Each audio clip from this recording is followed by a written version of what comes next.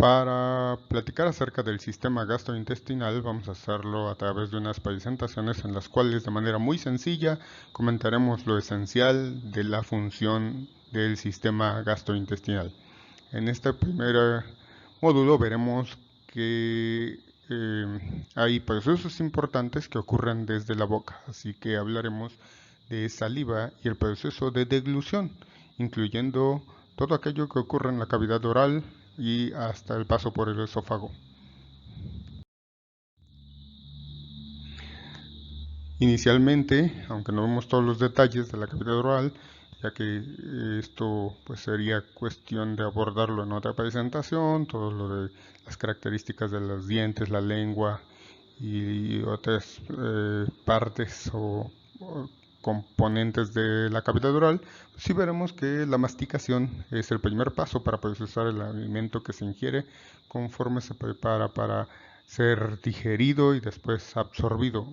La función de este proceso es reducir el tamaño de partículas de alimento, mezclar el alimento con la saliva y lubricarlo para facilitar la deglución. Se inician también un proceso de escisión de algunos carbohidratos, ¿sí? Con amilasa salival que facilita este proceso.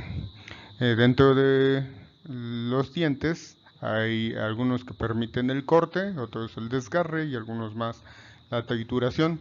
Y dentro de los músculos de la masticación hay varios importantes, entre los más relevantes roles los juegan el temporal, el macetero y los pterigoideos.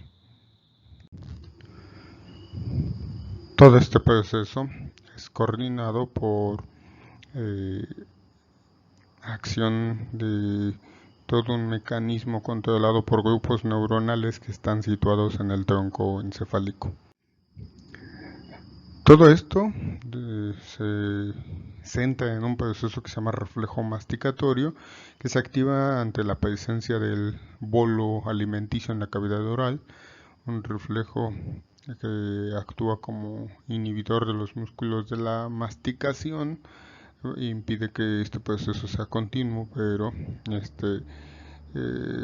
poco después de la presencia de un bolo en la cavidad oral se da un descenso de la mandíbula, un reflejo de distensión de los músculos mandibulares, una contracción de rebote y un proceso de varios ciclos que se controla voluntariamente, pero que en esencia es activado involuntariamente, que eleva la mandíbula para ocluir los dientes y el bolo se comprime de nuevo contra el revestimiento bucal hasta que llega el momento en el cual se empuja hacia la región posterior del paladar y se deglute. Entonces, distintas áreas del hipotálamo, la amígdala y de la corteza cerebral próxima a las áreas sensitivas del gusto y del olfato desencadenan a menudo la masticación o están vinculadas al control de aquellos procesos neuronales en el tallo encefálico que controlan la masticación. Y hay algunas zonas reticulares específicas de los centros del gusto del tronco encefálico que inducen movimientos masticatorios rítmicos. Otro proceso y un producto de este proceso son muy interesantes en la masticación, que es la saliva. Entonces, en relación a la producción y composición de saliva, podemos decir que las principales glándulas salivales se centran en tres regiones que constituyen las glándulas parótidas, submandibulares y sublinguales. Las parótidas son especialistas en producir saliva serosa, las submandibulares en la secreción mucosa y las sublinguales producen ambos tipos de saliva.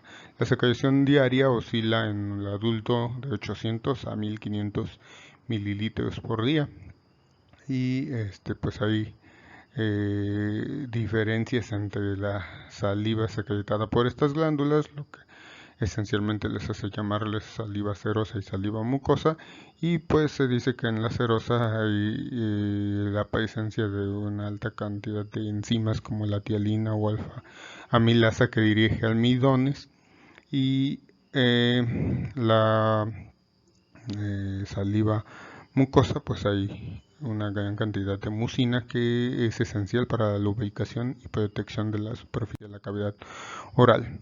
En los seres humanos, las glándulas salivales, como dijimos, producen aproximadamente 1 litro diario de saliva. Sirve para lubricar la cavidad, el bolo alimenticio también, facilitar el habla, la deglución, y tenemos secreción salival primaria y unos procesos que van a propiciar el transporte de la saliva desde donde se producen los acinos que constituyen estas glándulas hacia la cavidad oral. Entonces hay diferentes procesos por los cuales se produce. Hay unidades secretorias terminales que producen tialina y mucina, ¿sí? Que van a tener una concentración parecida al líquido extracelular y se forman los acinos, se va fluyendo por los conductos hasta hallar la cavidad oral en donde hay procesos de transporte activo y que están modificando la composición de ese producto que llega hasta la cavidad oral.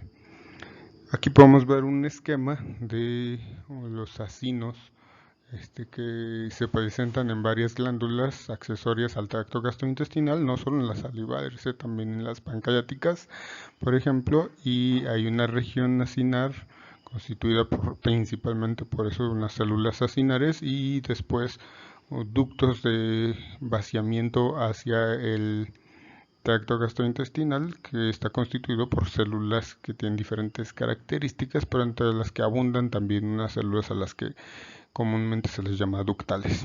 La secreción primaria es de un fluido muy parecido al suero, tiene tialina, moco o algo muy parecido al líquido extracelular y característicamente una gran concentración de cloro, lo que le da una negatividad a ese contenido inicial y se mantiene durante las partes primarias, o primeras más bien, de esa secreción. Después, conforme va viajando en el ducto, va a tener diferentes cambios. Ocurren la absorción activa de sodio, la absorción pasiva de cloruro, la secreción activa de potasio y la secreción de bicarbonato por varios procesos que vamos a comentar después en estos videos. Para que al final se genere esa saliva que se vacía hacia la cavidad oral.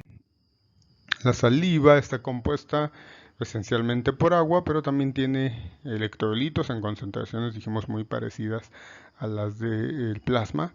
¿Sí? También tiene moco, tiene algunos compuestos que tienen actividad antibacteriana, como el peróxido de hidrógeno, tiocianato, inmunoglobulina A, y algunas enzimas. Dijimos que el rol importante es de la amilasa para iniciar la digestión de azúcares, pero también hay lisozima, que juega también un rol importante como antibacterial, y una lipasa lingual que débilmente inicia la digestión de las grasas.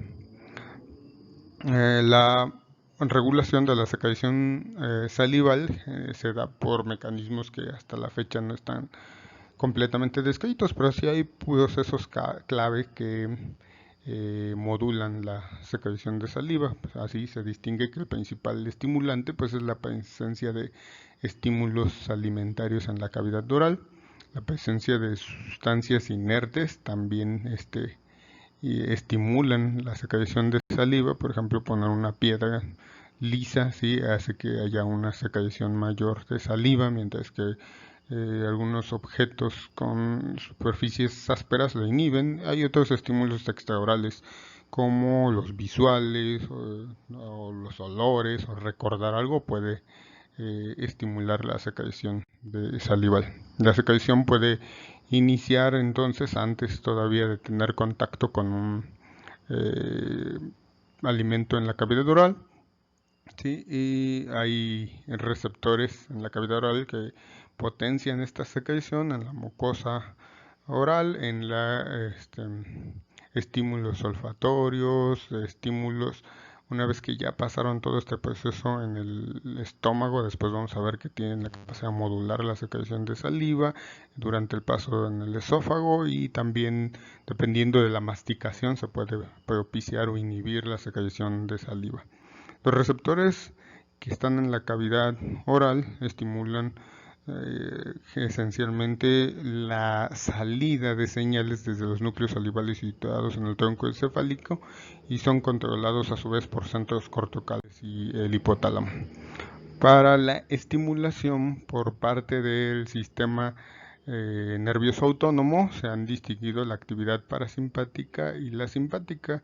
La actividad parasimpática, que generalmente se da asociada a la toma de alimentos, propicia la producción de saliva acuosa rica en amilasas y mucinas, que le llamamos salivación serosa, mientras que la simpática produce una disminución de la secreción salival, aunque en algunos puntos puede percibirse un aumento de la secreción mucinosa, lo que da una sensación de que la boca es pegajosa. ¿Sí? Hay una inervación secretora de la parótida que como punto esencial se conoce que el núcleo parasimpático salival inferior, a través de comunicación con el tronco del encéfalo, el núcleo glosofaríngeo, el petado superficial menor y profundo menor, hasta el ganglio óptico de Arnold, y a través del nervio auriculotemporal modulan la secreción de la parótida, que es, pues dijimos que la principal productora de secreción serosa de saliva. Estas glándulas salivales, pues ya dijimos que están distribuidas en la cavidad oral para hacer su aporte. Las parótidas cerca de la posición del segundo molar, ¿sí? Desembocan y hacen el depósito de saliva serosa, mientras que submaxilar y sublinguales de serosa y de mucosa. Okay. Entonces aquí está un esquema en donde las podemos hallar representadas, ¿no? Aquí un esquema de los acinos y de la diferencia entre las células acinares y las células ductales. Incluso si hacemos un corte transversal de estas regiones, de esas glándulas, podemos ver que tienen diferentes características y no solo son morfológicas, también funcionales.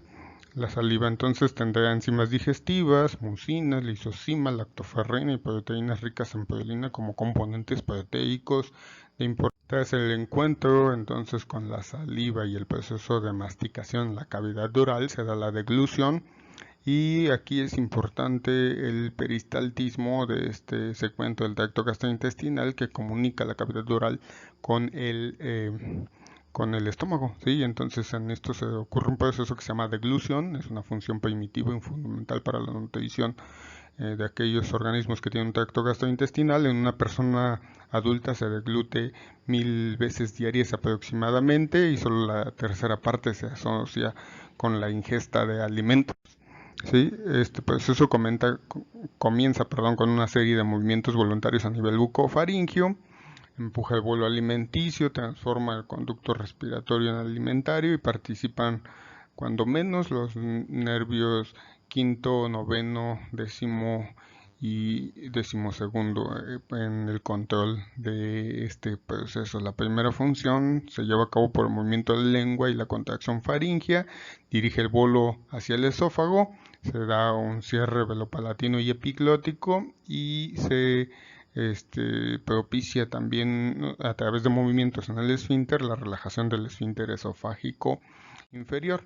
Vamos a decir que esta deglución ocurre desde el momento en el cual el bolo alimenticio alcanza o inicia este reflejo de deglución, tras alcanzar la parte posterior del paladar, ¿sí? Y genera en los esfínteres que tenemos en el esófago, tanto el esfínter superior como el inferior, pues la disminución de la presión basal, que es dirigida por los centros vulvares, y se da un movimiento anterior y ascendente del cartílago ioides y es mediado por la contracción del músculo genioideo.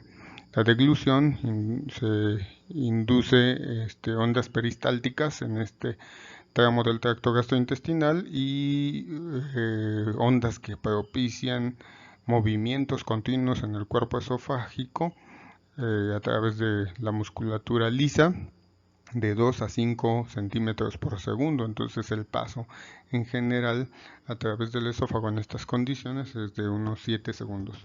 la velocidad de transmisión según el nivel del esófago mismo es diferente. Entonces hay diferentes procesos y es bastante complejo el movimiento en el esófago, aunque lo podemos ver tan simple como que activado por la deglución, y una vez que ocurre eso, una onda en sentido aporal, ¿sí?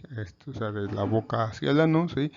este, que conduce el bolo alimenticio, pero podemos decir que hay un peristaltismo primario, ¿sí? Que se da esencialmente en el tercio proximal del esófago y aumenta hacia lo distal y disminuye en la región o en el tercio más distal del esófago.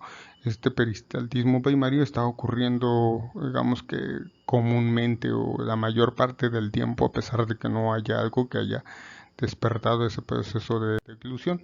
Pero también ocurren después un peristaltismo secundario que también se puede presentar en ausencia de la deglución. Ocurre por la distensión esofágica e inicia en cualquier nivel del esófago y propicia el vaciamiento de los restos de la deglución primaria o de las degluciones previas a estos procesos en donde no hay algo que se esté deglutiendo. Y después un peristaltismo terciario que son ondas que se mantienen, son ondas terciarias no propulsivas que se desencadenan generalmente por la deglución. Pueden ser únicas, aisladas o segmentarias, entonces producir o no el movimiento del bolo alimenticio hacia el estómago. Y esto es lo que es algo que se conoce de este peristaltismo terciario, es que aumenta su incidencia con la edad.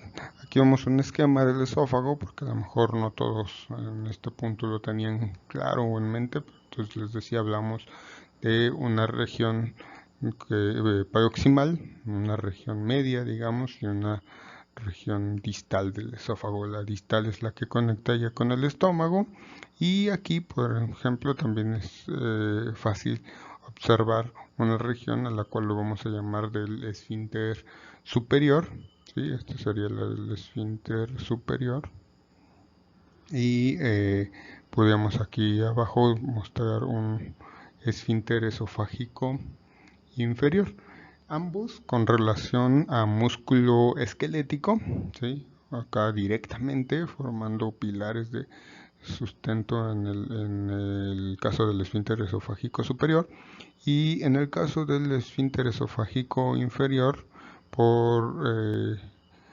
cercanía tenemos al diafragma, que es un componente, digamos, accesorio de este esfínter esofágico inferior y que propicia de manera adecuada el paso del esófago hacia el estómago, pero no en sentido contrario.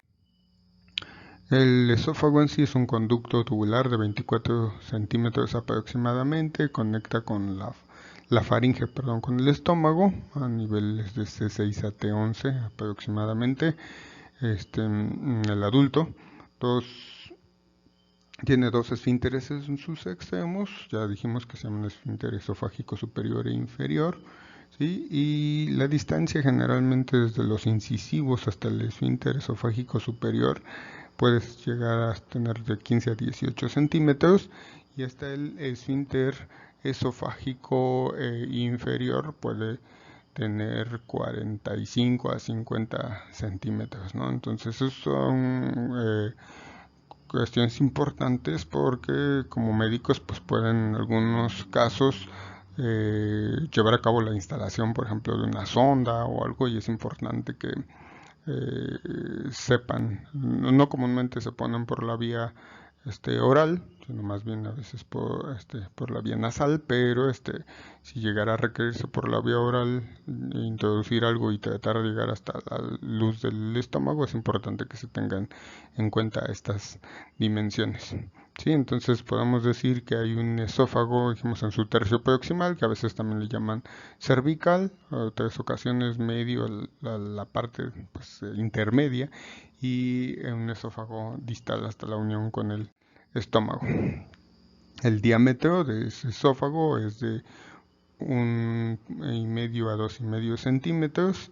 ¿Sí? El de mayor tamaño o la luz parece un poco más amplia en la porción inferior. Tiene muchas relaciones anatómicas pues por la importancia de todas las estructuras que están anexas al cuello, a la cabeza, pero algunas importantes son con la glándula tiroides, con los cuerpos vertebrales, cervicales, finales y torácicos iniciales, con el callado aórtico, con la bifurcación de la tráquea y la aurícula izquierda. Son relaciones anatómicas que son importantes de recordar y también que pueden propiciar que, sobre todo en eventos fisiopatológicos, nos ayuden a entender por qué suceden manifestaciones que vinculan tanto la función esofágica como la cardiovascular o la hormonal. También podemos mencionar que hay una musculatura externa asociada al esófago, ¿sí? Y una interna que en este patrón que podemos observar en el esófago de una musculatura lisa externa longitudinal y una musculatura interna circular, es importante que la podamos analizar desde este punto porque es una casi constante a través del todo el tracto gastrointestinal esta disposición de los haces musculares lisos. Dijimos que hay dos esfínteres esofágicos, el superior y el inferior. Su función es obliterar la luz, limitar el movimiento en sentido oral, que todo sea aporal. ¿Sí? Y tiene el esfínter esofágico superior una longitud de unos 3 a 4 centímetros, mientras que el inferior puede ser un poco más reducido. En el esfínter esofágico superior generalmente se localiza a nivel de C5 y C6. Está formado o relacionado íntimamente con acciones del músculo queicofaríngeo, el constrictor inferior de la faringe, y maneja presiones cercanas de 20 a 80 milímetros de mercurio, aún sin presencia de un estímulo de la deglución. ¿Sí? Pero puede alcanzar el esfínter esofágico superior presiones mayores a 100 milímetros de mercurio, dependiendo de que nos llevamos a la boca. El esfínter esofágico inferior, por su parte, tiene un engrosamiento asimétrico de la musculatura, 1 a 2 centímetros arriba del hiato hasta el cardias, una longitud, como he dicho, un poco menor generalmente del esfínter esofágico superior, aunque aquí está de 3 a 4 centímetros. Una presión de 10 a 45 milímetros de mercurio. Es común que en los libros establezcan como una presión promedio en estado basal de unos 30 milímetros de mercurio, y se ubica importantemente a unos 40 centímetros o 40 a 50 centímetros, dependiendo de la estatura del individuo, de los incisivos.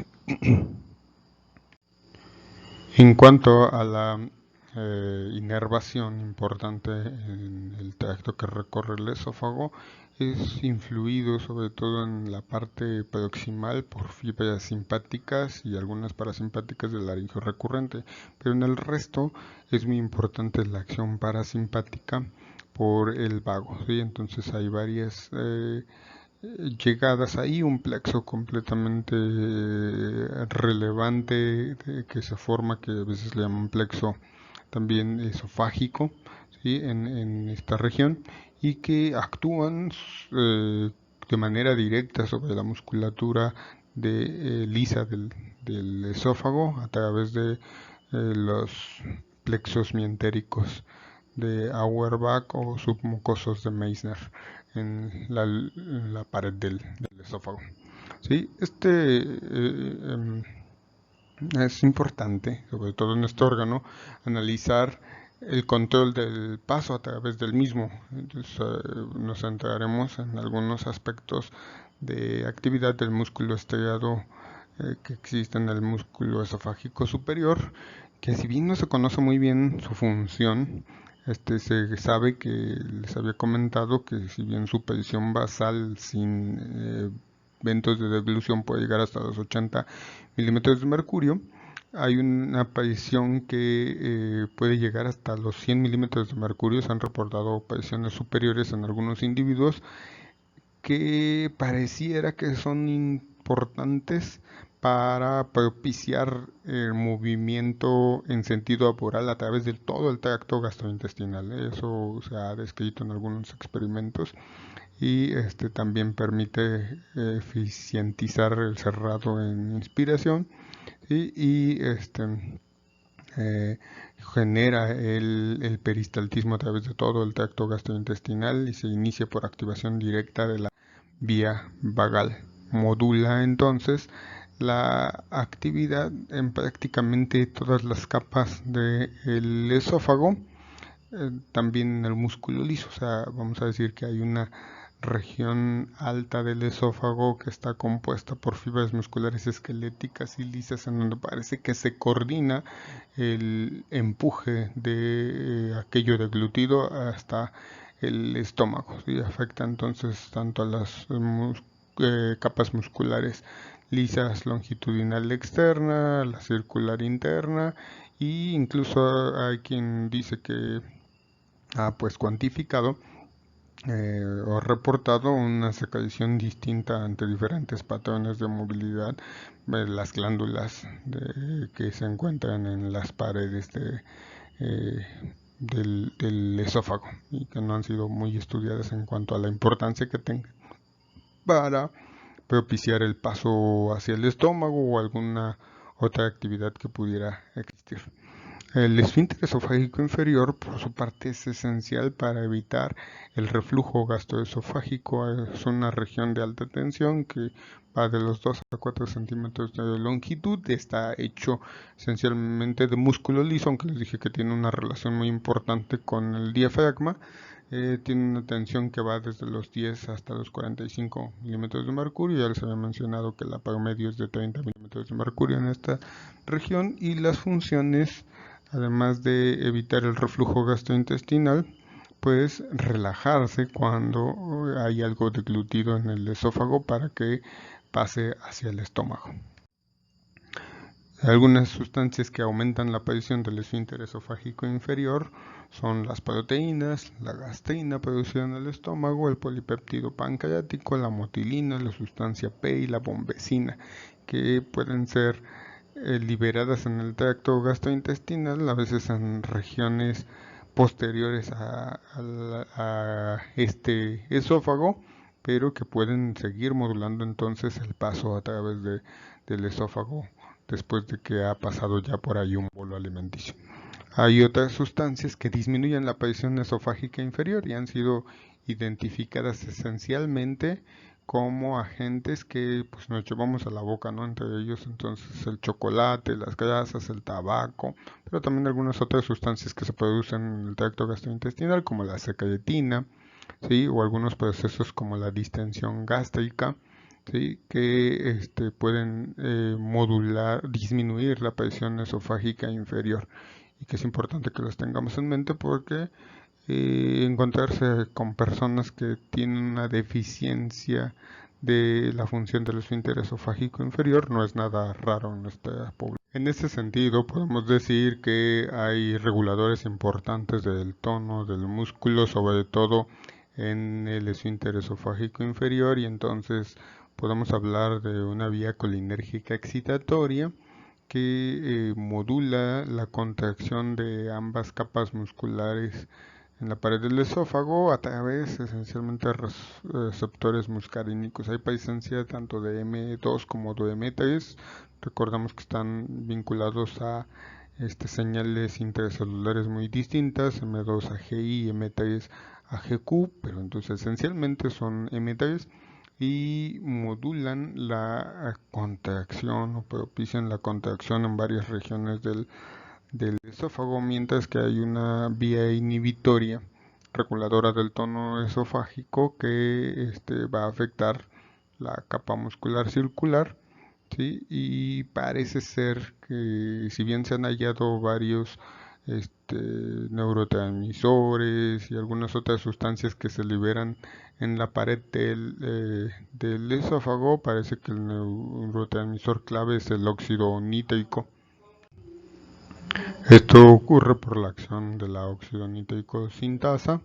Sí, se da a lo largo de todo el tubo digestivo, pero parece esencial para mantener el tono de la pared esofágica, y en especial del esfínter esofágico inferior. Y está en contraposición o parecen tener actividades bien coordinadas con la vía colinérgica excitatoria.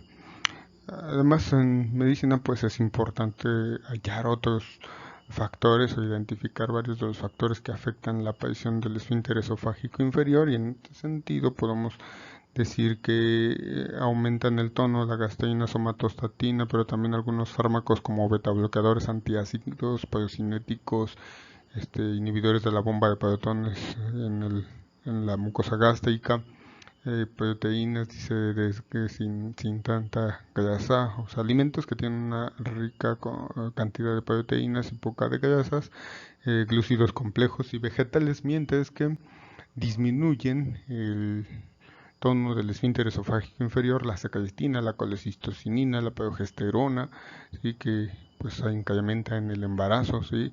Todos como fármacos anticolinérgicos, bloqueadores de calcio, teofilina, barbitúricos, morfina, ¿sí?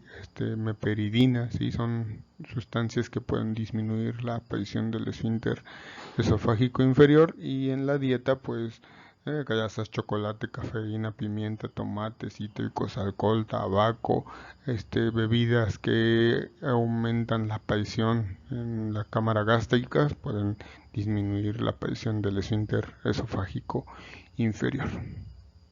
Hasta aquí dejamos esta presentación y espero que continúen viendo las siguientes para conocer un poco, al menos lo esencial, del funcionamiento en el tracto gastrointestinal.